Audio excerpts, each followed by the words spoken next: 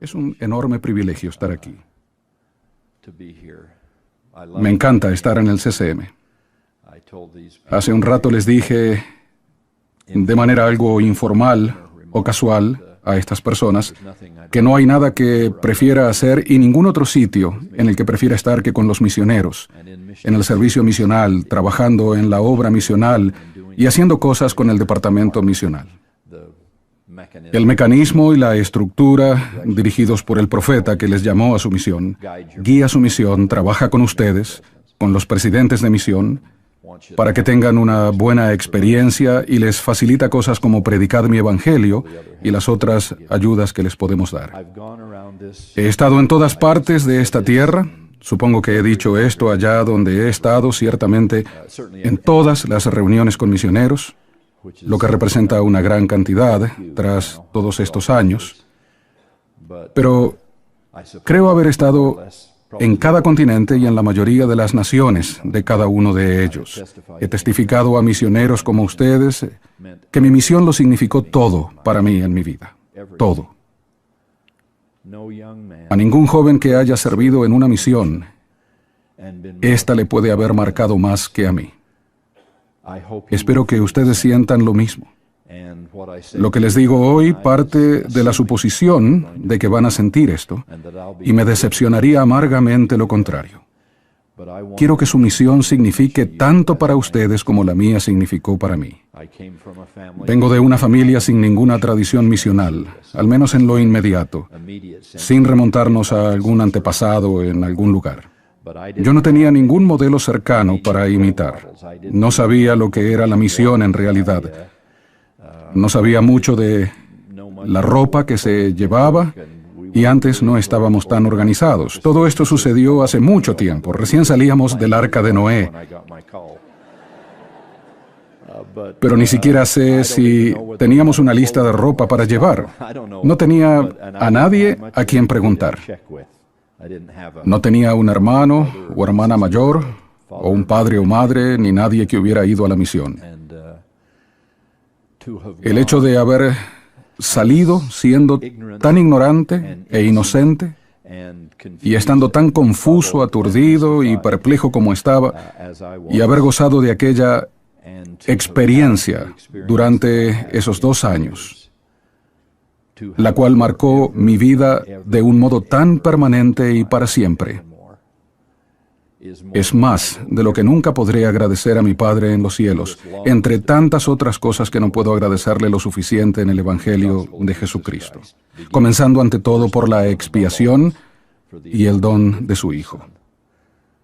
Pero algo íntimamente relacionado con esto fue la oportunidad de ir a hablar de ello y aprender acerca de ello. Empezar de cero a tener sentimientos al respecto. Había pasado por la primaria, por el sacerdocio arónico, había asistido al seminario y hecho las mismas cosas que ustedes han hecho y no sabía más de lo que ustedes saben, lo que es mucho decir o quizás sea poco decir. Pero el hecho de entrar en ese intenso período de mi vida y sentir lo que sentí y regresar a casa y que aquello diera forma a todas las cosas significativas que me han pasado después. Lo digo de verdad y testifico verdaderamente de ello. Cada una de las cosas buenas que me han pasado desde hace 49 o 50 años, desde la misión, todas las cosas buenas que me han pasado de algún modo llegaron a aquel eldercito tras 24 meses en la tan querida... ¿Dónde está el joven que hizo la oración? En la vieja y entrañable Inglaterra. Me siento agradecidísimo y me interesa muchísimo su intención de servir de este modo y que esto ayude a su futuro matrimonio y a sus decisiones educativas, así como su trabajo en el mundo y cómo educar a sus hijos y lo que deseen aportar a la comunidad y las responsabilidades que sientan en la iglesia. Quiero que se sientan igual. Hablaré de eso al final, así que lo dejo por ahora.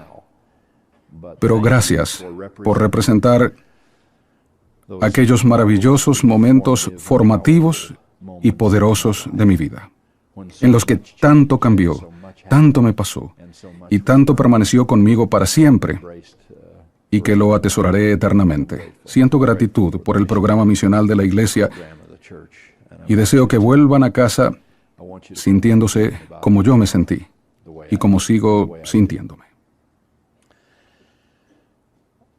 Deseo hablarles del período en que han llegado a la misión, del progreso y la expansión que ha logrado la Iglesia en el movimiento misional con sus reglas y materiales y la razón por la que son tan afortunados. Deseo recalcar especialmente que han llegado en la era de predicar mi evangelio. Desde el momento en que entraron en este edificio, debían estar completamente familiarizados con él y ciertamente deberán dominarlo al salir al campo misional. Pero quiero contarles algo del trasfondo de esa historia. Y me alegro de que el elder Hinckley y su hermana Kathleen Hinckley Walker estén presentes aquí, porque Predicad mi Evangelio nació y probablemente evolucionó a lo largo de mucho tiempo, y supongo que muchas personas aportaron ideas y sentimientos al respecto, pero lo cierto es que Predicad mi Evangelio nació en su forma actual el día en que el presidente Hinckley se puso de pie ante un grupo de futuros presidentes de misión y dijo, me refiero al presidente Gordon B. Hinckley, el padre de estas dos personas que he mencionado, quien dijo de una manera más discreta y cuidadosa que yo, pero dijo que había un problema en nuestro programa misional, algo que no funcionaba. Y lo que le hizo decirlo fue el caso de los misioneros que volvían a casa y no permanecían activos en la iglesia. Y cuando dijo eso, esto me atravesó el corazón como una jabalina, porque expresó lo que yo siempre había sentido, pero nunca había logrado expresarlo, o enfocarlo, o percibir que lo estaba sintiendo. Pero cuando habló acerca de esa tragedia en su vida, con cierta emoción, y su padre no solía mostrar demasiada emoción, pero cuando habló con emoción de un misionero que era capaz de ir y hacer lo que les pedimos que hagan, y regresar a casa y no ser fiel a esa misma doctrina, a esos convenios, a esos principios y a esas ordenanzas, obviamente algo andaba mal. Y llevó tiempo y mucho trabajo de un maravilloso departamento, muchos de cuyos miembros están aquí hoy, muchos inicios, paradas, revisiones, conversaciones y planes, pero de aquella experiencia nació Predicad mi Evangelio. Partiendo de este principio clave, el libro lo dice mejor, y estoy seguro de que otras autoridades generales lo dirían mejor, pero el mensaje que quiero transmitirles hoy sobre Predicad mi Evangelio es que el cambio crucial que se introdujo en la manera de hacer obra misional es que tenemos que convertirles a ustedes y que después ustedes averigüen cómo convertir a los investigadores. Y durante 100 años o más, habíamos saltado directamente al investigador. Desde el primer día decíamos qué necesita y qué tiene que recibir el investigador, lo cual todavía es relevante. Hay que seguir preguntando esto. Aún debemos averiguar lo que necesita saber, sentir y hacer el investigador para unirse a la iglesia y para que tengamos una misión de éxito. Pero estábamos saltando directamente a eso. Estábamos saltando un obstáculo para llegar a eso, y no lográbamos ver aquello para lo cual el presidente Hinckley, y seguro que muchos otros antes que él, prepararon el camino, ya que hay algo antes de llegar al investigador. Hay que llegar al misionero. Entonces, la idea de charlas memorizadas, charlas mecánicas escritas, eran charlas fantásticas, es la era de mi misión. Yo memoricé esas charlas. Memoricé todas y cada una de las palabras de aquellas charlas. Eran bastante eficaces, probablemente más que ninguna otra cosa anterior. Teníamos un cierto enfoque, las redujimos en número y les dimos uniformidad. Lo llamábamos el sistema uniforme para la enseñanza del Evangelio. Pero seguía sin ser suficiente porque se daban casos, y un solo caso ya era mucho, y ustedes conocerán algunos, y yo otros, en los que de algún modo habíamos dicho las palabras, y entraron por un oído y salieron por el otro, y entraron en ambos oídos y salieron por la boca, pero nunca llegaron aquí. El Evangelio nunca había llegado aquí al corazón del misionero. Así que le decíamos al investigador: siéntese y guarde silencio, le diré lo que debo decirle. No me importa si su madre acaba de morir o si su hijo anda en drogas, si usted se está divorciando o si tuvo un accidente serio. Siéntese, tengo un mensaje y se lo daré. Bueno, desde entonces hemos visto que esto puede funcionar o no. Y casi siempre no funcionaba. Hay que llegar a donde está el investigador antes de poder llevar al investigador a donde están ustedes. Tienen que encontrar dónde se halla ese investigador en su vida, su familia, su matrimonio, su niñez, su formación académica o su frustración económica. Tienen que lograr identificarse con ellos legítimamente al conocerles y entonces decir: venga conmigo al arboleda sagrada. Y después decir: venga conmigo al huerto de Getsemaní. Y al final decir: venga conmigo al Calvario. Pero dábamos mucho por sentado que las personas iban a seguirnos en este viaje, con o sin nuestro interés y compenetración, con lo que ellos estaban sintiendo o viviendo. Steve Allen, nuestro director general, que está presente en esta ocasión, uno de los brillantísimos administradores de esta iglesia, ha realizado con sus colaboradores, muchos de los cuales están también aquí, ha realizado estudios a lo largo de los años y constatamos hechos terribles. Lo cierto es que contratamos a personas, les contratamos para que escuchen a los misioneros. Pagamos a una empresa para que actuara como si fueran investigadores, para averiguar lo que un investigador piensa de lo que nuestros misioneros están logrando o no. ¿Y saben lo que dijo la mayoría de ellos? Si no me hubieran pagado para escucharles, les habría echado de la casa. Lo cual sucede a menudo cuando no se les paga. Teniendo esto presente, ellos fabricaron situaciones porque se les había contratado para actuar como investigadores, como si fueran investigadores, y fabricar historias. Cuando los misioneros comenzaban, les decían: bueno, hoy no es un buen momento porque me han avisado de que quizá mi padre muera esta noche. Acabo de enterarme. O alguna otra situación similar. La prueba consistía en ver qué hacían los misioneros ante algo así. ¿Acaso lo habían escuchado? ¿Acaso captaban que una persona había dicho que le habían avisado que su padre estaba muriendo? ¿O se limitaban a decir: ah, muy bien, hermano García, y pasaban directamente al primer mensaje que le iban a dar? U otro que diría: no es un buen momento para hablar. Tendríamos que dejarlo para la semana próxima. Han expulsado a mi hijo de la escuela, tiene 15 años, no sé qué hacer, soy madre soltera y no sé qué hacer con él. Este no es un buen momento. Bueno, ¿creen que no sería un buen momento para los misioneros? Ciertamente debería serlo, al igual que la otra situación debería ser un buen momento para misioneros. Cualquier situación debería ser apropiada para los misioneros si tenemos oídos para oír y ojos para ver. Pero ese es el aspecto que durante tanto tiempo parecía faltar.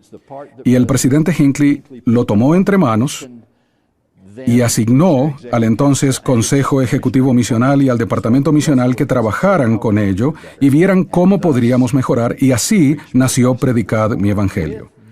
Con esta premisa, que les repito para recalcarla, élderes y hermanas, sentimos que si pudiéramos lograr que lo asimilaran, si pudieran ponerlo en su corazón y escuchar a estas personas con el corazón, no les verían como objetos para bautismos o una estadística para reportar al líder de zona los domingos por la noche.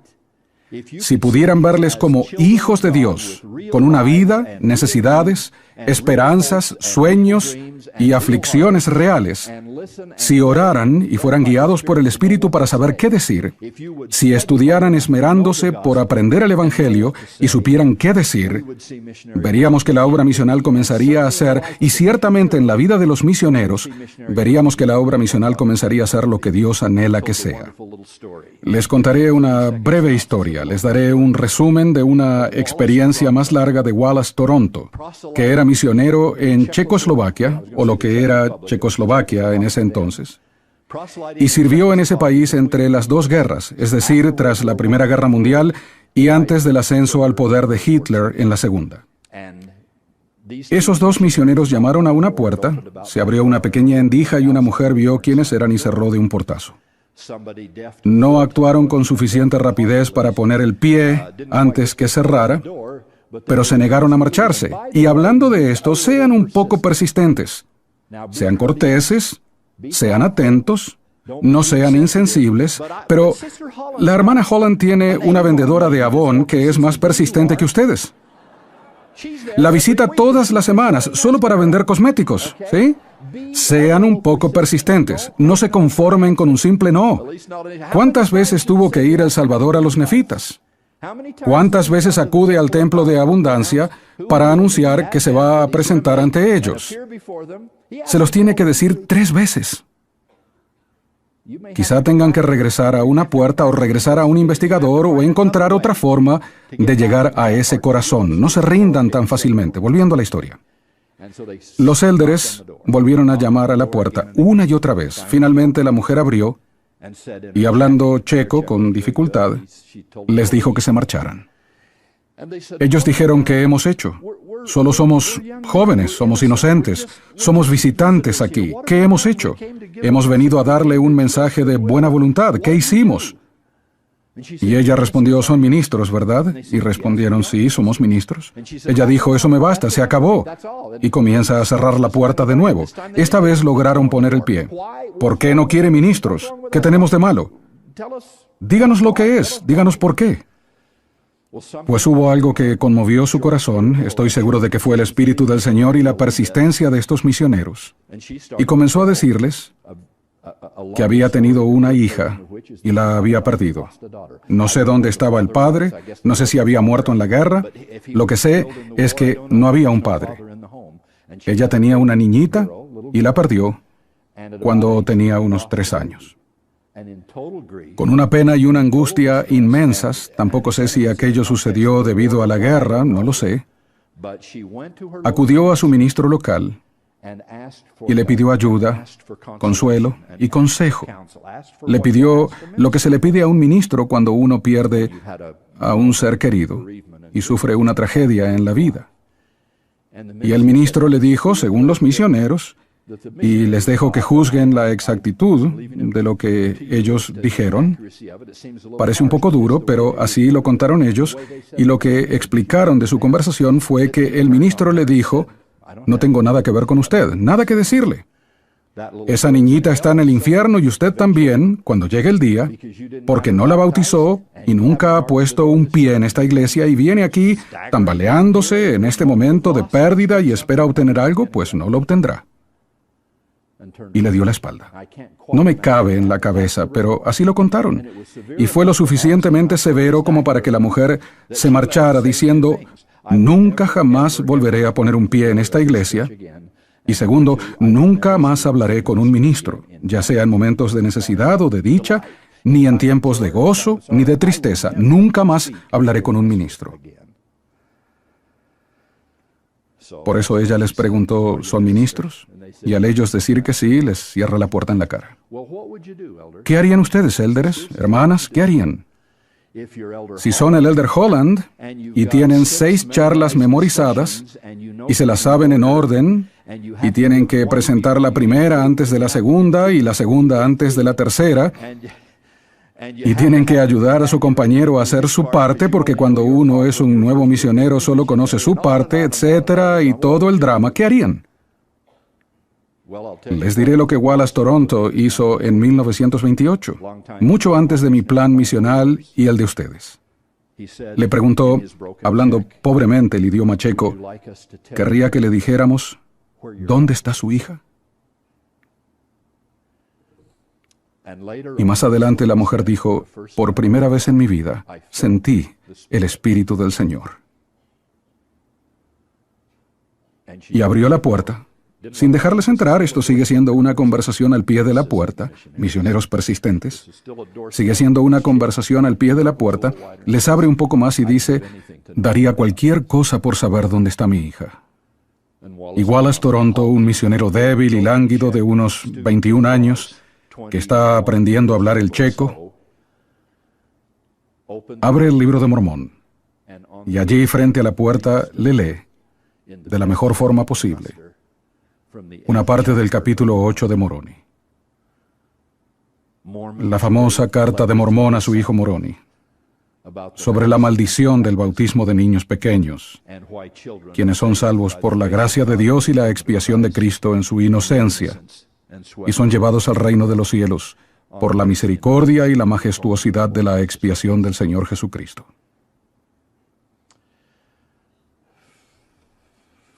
50 años después, cuando el hijo del elder Hinckley y mi hijo eran compañeros en la República Checa, todavía existía una tradición sobre aquella hermana, quien ya había fallecido según tengo entendido. Pero aún se hablaba de aquella hermana que ya había fallecido, cuyo legendario aporte a la iglesia era tema de conversación entre los miembros, y algunos de los misioneros habían oído de ello, que se había unido a la iglesia después de la Primera Guerra Mundial, tras lo cual Checoslovaquia se cerró de nuevo a la iglesia, ya que recordarán que Checoslovaquia fue uno de los primeros países en caer bajo el poder del nazismo en los años 30, después llega la Segunda Guerra Mundial, el comunismo y la división de Europa. Así que sufrieron unos 75 años entre guerra y guerra, y de una ocupación a otra, y esta hermanita y unas pocas más como ella, ya que no había mucho sacerdocio, mantuvieron viva la iglesia y la pequeña llama de la fe ardiendo en Checoslovaquia.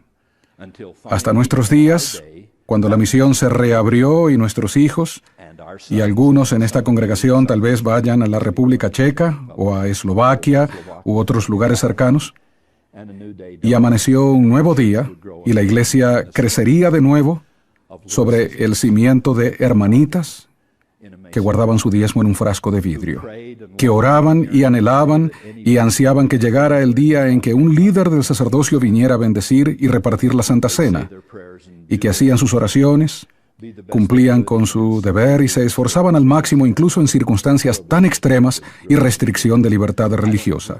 No sé quién es esa hermana, no conozco su nombre, ni cuánto de esa leyenda es solo leyenda, ni cómo se contará en los próximos 40, 50 o 60 años, pero sé que estas historias se repiten por todo el mundo, gracias a un misionero que tuvo el buen juicio de saber lo que dice Moroni 8.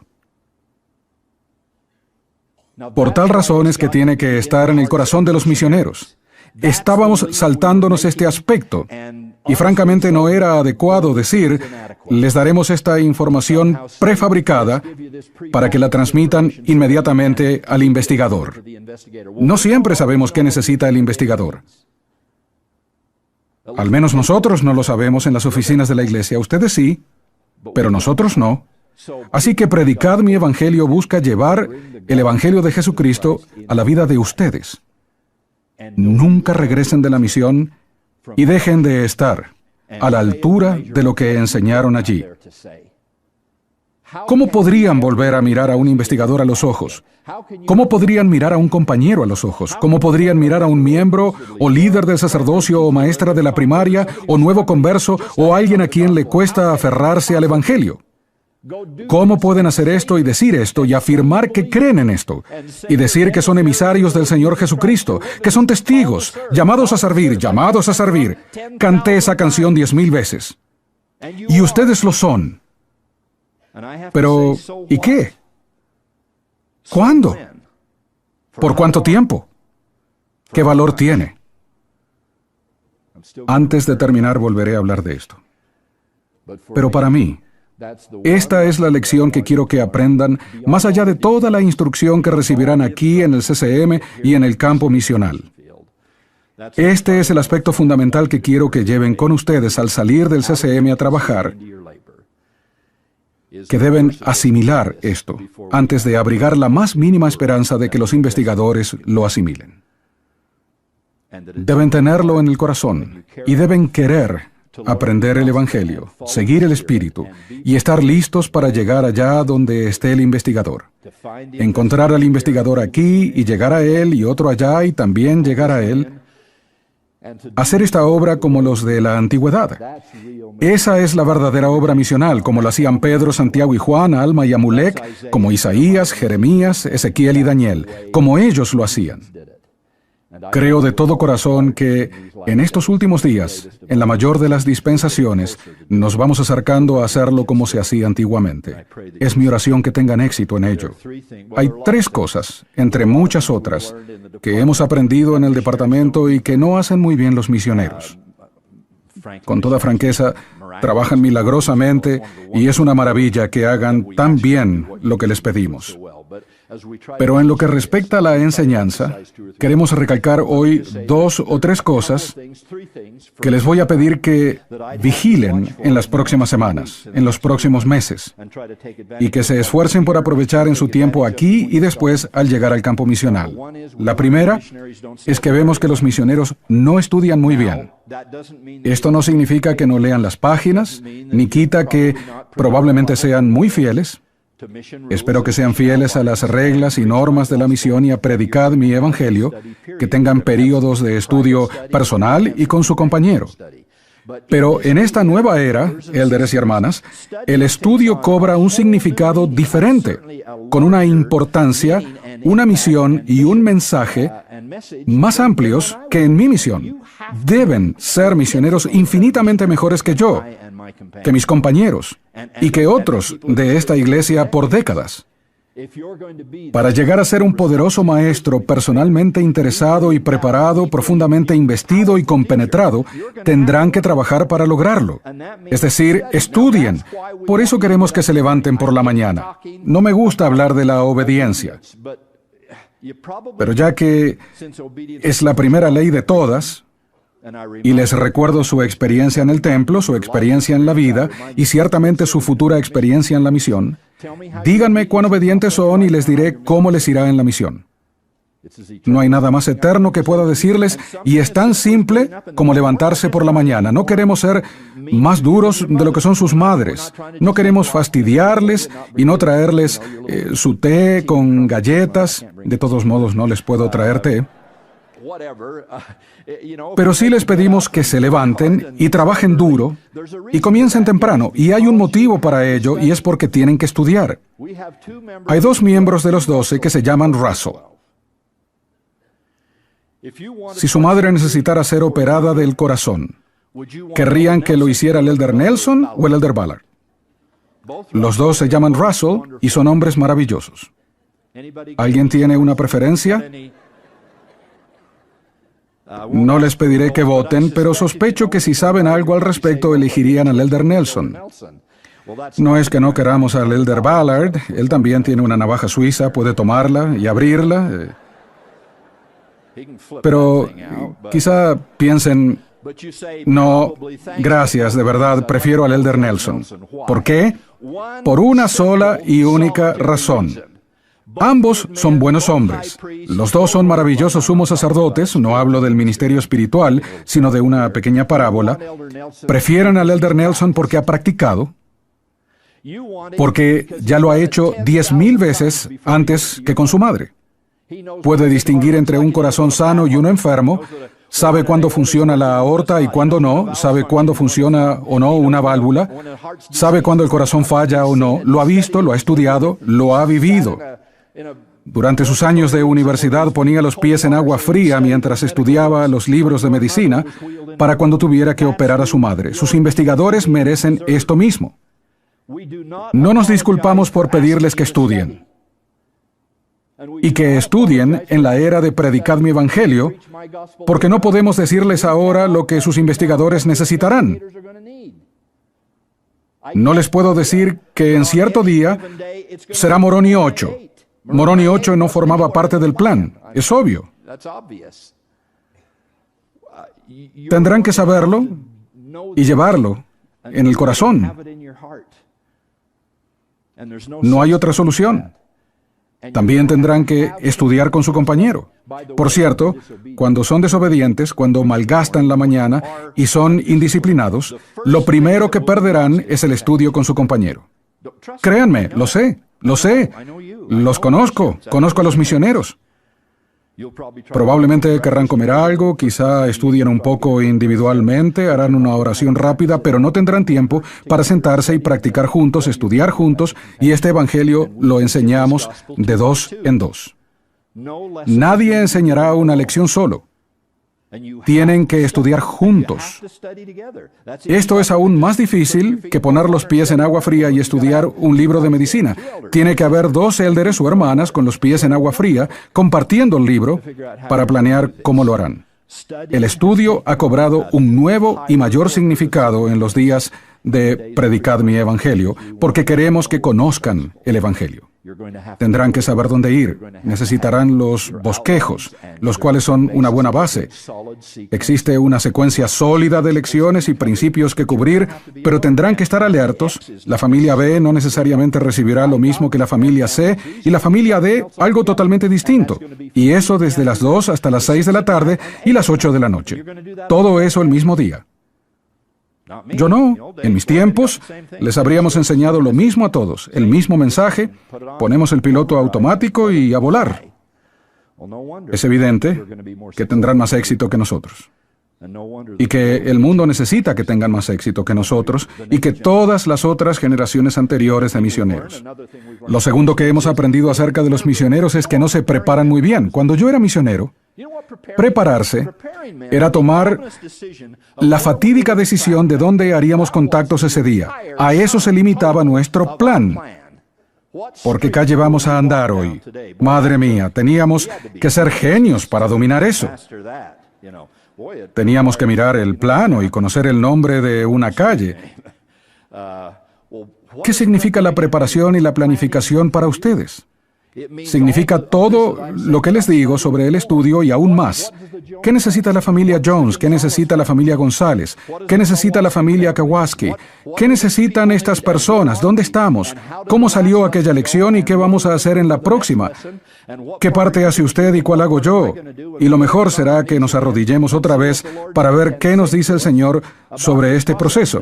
Eso es planear con P mayúscula en la era de Predicad mi Evangelio. Ver cómo salieron las cosas con sus investigadores, tomar notas y repasarlas en casa por la noche y antes de salir a la mañana siguiente, y en la planificación semanal. Esto da mayor trascendencia a las reuniones de distrito y conferencias de zona.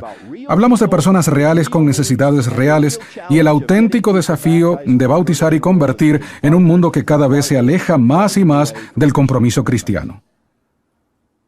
Tienen que ser mucho mejores que lo que yo fui.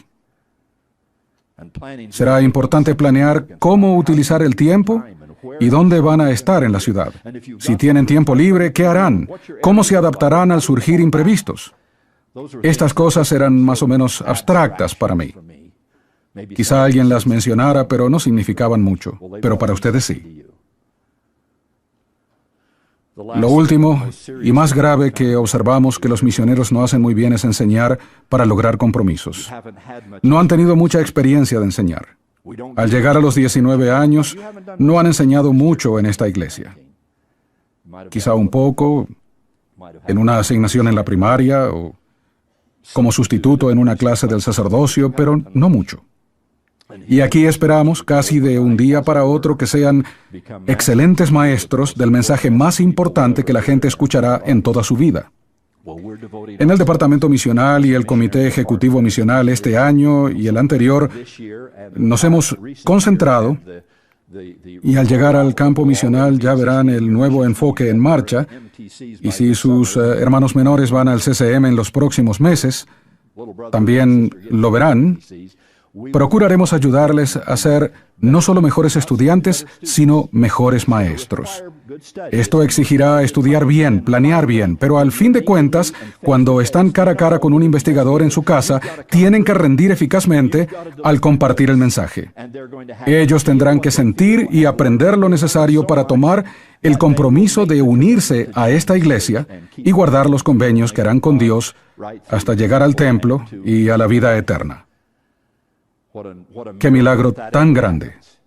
Que esto pueda suceder, realmente suceder. No puede producirse sin este nuevo misionero que vive por el Espíritu y suplica y lo da todo su esfuerzo para estudiar, para prepararse, para enseñar con habilidad, poder y autoridad, dos términos que siempre se utilizan en el Libro de Mormón. Enseñaron con poder y autoridad. Rara vez enseñamos con poder o con autoridad. No actuamos como si tuviéramos autoridad, apenas nos atrevemos a mostrar el entusiasmo que indicaría que tenemos algún poder. Y nos preguntamos por qué el Mar Rojo no se abre, ¿dónde están los 8,000, Amón? Podemos mejorar en esto. Podemos crecer y lograrlo. Pero necesitaremos un misionero magistral, moderno, del siglo XXI, de la última y la mayor de las dispensaciones. Les amo por haber aceptado el llamado. Les amo por creer y saber que pueden hacerlo porque esta es la obra de Dios. El Espíritu del Señor es el ingrediente clave, esencial y definitivo. Aquí es donde falla la analogía de la medicina, porque desde el primer día en la misión pueden ser cirujanos de primera categoría si tienen el Espíritu del Señor y entregan su corazón. Desde ese primer día, sean los misioneros que deben ser, esforzándose de verdad por estudiar y por planificar y procurando sinceramente enseñar con entusiasmo, convicción e íntima integridad. No se requiere ningún certificado de enseñanza. No hace falta un pronunciamiento de una sociedad secular. El Espíritu del Señor otorgará ese don sobre su cabeza y les investirá con ese manto de autoridad sobre sus hombros desde el primer día, si son tan sinceros como les rogamos que sean, en un momento en el que deben ser los mejores misioneros que esta iglesia ha tenido. Esto es lo que deben ser. Vivimos en un mundo con problemas. Y si comprendemos estas escrituras, aún empeorará. Los últimos días, pese a toda su grandeza como dispensación de la Iglesia, no serán un período placentero en el mundo en general. Esto nos afectará. Ya nos está afectando, porque estamos en ese mundo. Ustedes son la respuesta de Dios.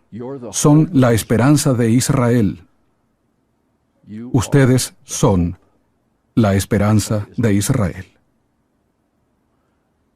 Tienen 19, 20, 21 o 22 años. Me maravilla lo que los misioneros representan en esta iglesia. Y lo que Dios sabe y confía que se puede lograr con personas como ustedes y como yo. Es una obra maravillosa y un prodigio. Permítanme terminar con el tema que comencé acerca de ustedes. Los protagonistas no son otros sino ustedes. He pensado mucho sobre el apostolado, pero no hablaré de eso hoy. Algún día, sentados cómodamente ante la chimenea en un salón con palomitas y chocolate caliente, hablaremos del llamado al apostolado. Pero dejémoslo a un lado y digamos que me he sentido motivado a leer todo lo que pude sobre apóstoles antiguos o modernos, para intentar aprender y asimilarlo, pero se los contaré otro día. Pero al repasar esto, siempre termino meditando sobre Pedro, el que fuera y es el apóstol principal, el que volvió a traer el sacerdocio de Melquisedec y las llaves apostólicas a la tierra en esta dispensación. Pedro cumple una función clave en la obra del apostolado y del sacerdocio de Melquisedec en este mundo. Pero cuando el Salvador terminó su vida y su ministerio y partió, Pedro quedó tan desolado como muchos de ustedes se sienten ahora, y si no es así, esperen a cumplir 24 horas en el campo misional y llámenme para contarme. ¿Está bien? Entonces, Pedro sabía que debía dirigir, que era el presidente de la iglesia, por así decirlo, o lo que suponía ser el apóstol principal. Jesús ya no está. Fue crucificado, la tumba está vacía. Juan y él corrieron a la tumba y estaba vacía. Y este torrente de experiencias, les arrolla en unas horas, un par de días, como mucho. La gente se pregunta, ¿y ahora qué hacemos? Creo que nadie había hecho esta pregunta antes, porque lo cierto es que no lo habían entendido. Llevaban en la iglesia 36 meses como máximo. ¿Se imaginan tener que formar un quórum de 12 apóstoles con investigadores o con nuevos miembros que no llevan más de 36 meses en la iglesia? Tendríamos que felicitarles por lograr hacer, aunque fuera un poco de lo que estaban haciendo. Pero no lo entendían. Les dijo repetidamente que se marcharía. Enseñaba parábolas, repetía que habría quienes destruirían el templo en 3 días y que él lo reconstruiría. No entendieron mejor que los fariseos lo que él decía. Todos pensaron que se refería al templo mismo. Imaginaron que podría reconstruirlo. No lo entendieron. Siguieron intentando ser amables, dóciles y proféticos, pero eran jóvenes y novatos, y por eso él recalcaba que cuando se convirtieran, fortalecieran a sus hermanos. Pero se había marchado, y la gente y los 12, los nuevos 11, van y le preguntan a Pedro, ¿qué hacemos? ¿Qué les responde Pedro? Bueno, estos 36 meses han sido fantásticos, han sido estupendos, y todo ha sido fenomenal. Recibimos grandes enseñanzas y vimos maravillosos milagros. Vimos cómo sanó enfermos y estuvimos en el monte de las bienaventuranzas. Le vimos caminar sobre el agua. Tal vez Pedro no se atrevió a decir que él también lo hizo por un instante, pero tenían todos esos recuerdos. Y les dice, ¿no fue fantástico? ¿No fue increíble? Vámonos a pescar. No sabía qué hacer. Se acabó. Ya no está aquí. Quizá también pensaban que de algún modo se convertiría en ese Mesías político como los buenos judíos ortodoxos que habían sido en el pasado, y todavía lo fueran, en parte. Quizá pensaran, bueno, parece que el Mesías no era lo que pensábamos, así que vamos a pescar. Hagamos lo que sabemos hacer. Es lo que hacíamos cuando nos encontró. Así que vamos. Y eso hicieron. Volvieron a Galilea y pescaron. Y supusieron que la vida seguiría su curso. Pero sucedió algo. Por la mañana temprano, habían pescado toda la noche sin éxito. En el mar de Galilea se pesca por la noche. No pescaron nada, 0, ni un solo pez. Pero a la distancia, porque en un lago se ve bien de lejos y se transmite bien el sonido, ellos ven una figura que ha preparado un pequeño fuego y les llama y pregunta cómo les va en la pesca. Le responden que muy mal. Ustedes tendrán días así. Le dijeron que había sido un desastre. No habían sacado nada. Él les dijo, echad la red a la derecha de la barca. Y seguro que alguno habrá comentado, ¿quién es este?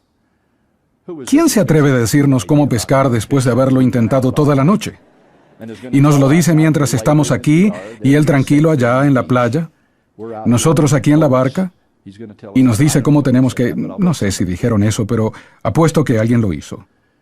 Pero con recelo y quizás cierta desesperación, teniendo que pescar como lo hacían antes, si tenían que pescar, arrojaron la red a la derecha de la barca y no pudieron sacarla. La barca comienza a hundirse con tantos peces. Uno de los milagros fue que las redes no se rompieran. No lograban sacarla para ponerla en la barca. Y Juan dijo, es él.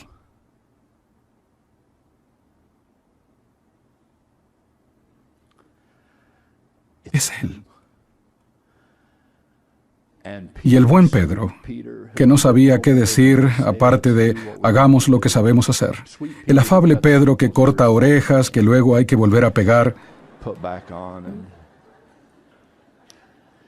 El afable, leal y devoto Pedro miró a Juan, oyó lo que dijo, miró hacia la playa, vio al maestro y salió por un lado de la barca y les dijo, los demás podéis remar si queréis, yo voy allá. Y empezó a nadar hacia la orilla. Cuando llegaron, el Salvador les había preparado el desayuno en un maravilloso acto de cortesía. Les prepara unos peces al fuego, una muestra más de su magnificencia. Estarán hambrientos, no han pasado una buena noche, voy a prepararles el desayuno. Y le siguieron, y Jesús comienza a hacer unas preguntas que voy a citar. Pedro, ¿me amas más que a los peces de esta red, y estas barcas, y estas cestas? Y Pedro dijo, sí, te amo más que a estos. La segunda vez, Jesús le dice, Pedro, ¿me amas más de lo que amas a estos peces? Y tus redes, y tu maltrecha barca. Un poco apenado por esto, Pedro dijo, sí, te amo. Te dije que te amo. El Salvador probablemente respiró hondo y sonrió y miró a Pedro a los ojos. Y aunque no lo verbalizó, parece que le transmitió a Pedro, ¿me permites que te pregunte por tercera vez si me amas? Y a esta altura Pedro es sensible a cosas que ocurren por tercera vez.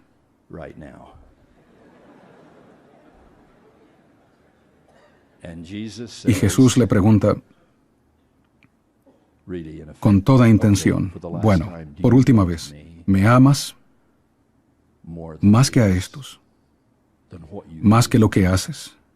¿Y que lo que estabas haciendo hasta hace un momento? Y Pedro dice, sí, te amo. Más que a ninguna otra cosa. Y en ese momento es cuando Pedro llegó a ser el gran apóstol.